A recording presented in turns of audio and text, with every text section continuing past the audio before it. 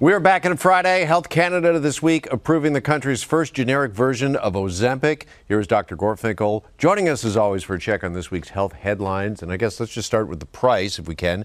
How much cheaper will it be for the generic version? And what do you think this means for Canadian health? These generics are like coupons. So for each generic approved, it's 25% off. So we're going from 400 to 300. Get another generic approved, it's expected to go down to 200.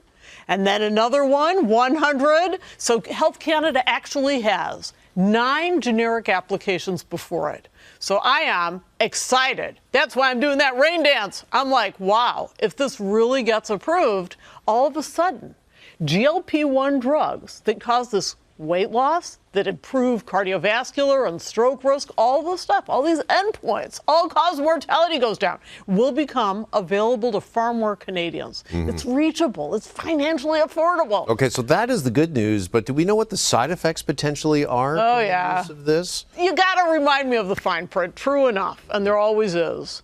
So potential pancreatitis, there's potential thyroid cancer, but these are rare side effects, but they definitely can happen. But if you take a look overall, about half of people who start these drugs will stop them, in part because of side effects. Nausea, vomiting, diarrhea, constipation, bloating, they're not tolerated by everyone. And also not everyone who takes them is going to lose weight. The majority do, but not all. Okay. We have to talk about this. In a Canadian first, researchers have reported a case of HIV remission, right? Right. And that patient is now 1 year without detection of HIV? This is really exciting news. So what happened is this poor person who had HIV, poor man, developed an aggressive form of leukemia.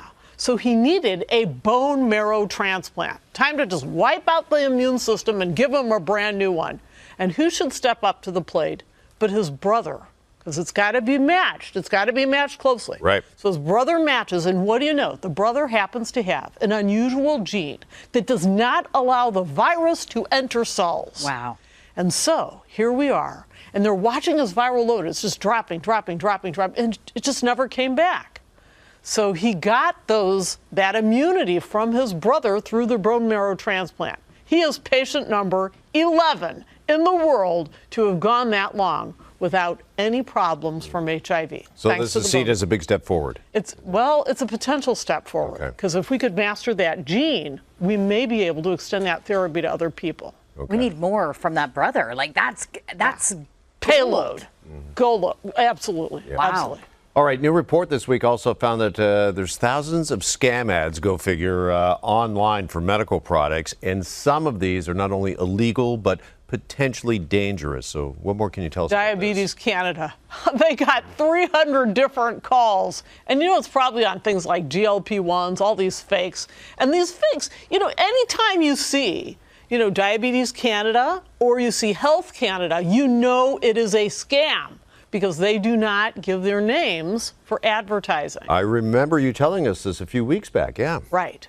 So all the products out there, they have contaminants in them, the doses are wrong, they're quite dangerous. So it's, and what happens, they're also fly-by-night scamsters. They're there, and then they try to go after them, and what do you know? The company just disappears, and they change it into a different name or whatever, so they're hard to keep up with. All right. We're going to have to leave it there. Thank you, Iris.